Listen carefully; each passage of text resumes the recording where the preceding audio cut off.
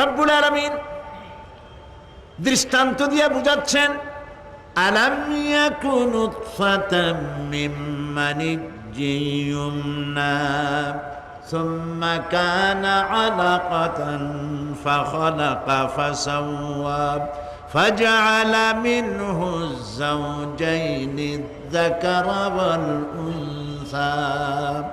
আল্লাহ পাক বলেন, মানুষকে নিকৃষ্টতম মাতৃগর্ভে নিক্ষিপ্ত এক ফোঁটা পানি ছিল না, আমি তার থেকে আকার আকৃতি দিয়ে সুগঠিত করে মানুষের আকার দান করেছি, আর মায়ের পেটের ভিতরে আমি নারী আর পুরুষ বানাইছি, কন্যা সন্তান এবং পুত্র সন্তান বানাইছি। সুবহানাল্লাহ। কোন এখন মানুষে কয় যে আমরাও পারি, এই যে ক্লোনিং সিস্টেম একটা শুরু হয়েছে, শুনছেন আপনারা? কথা না কইলে বুঝি কি? ক্লোনিং পদ্ধতি।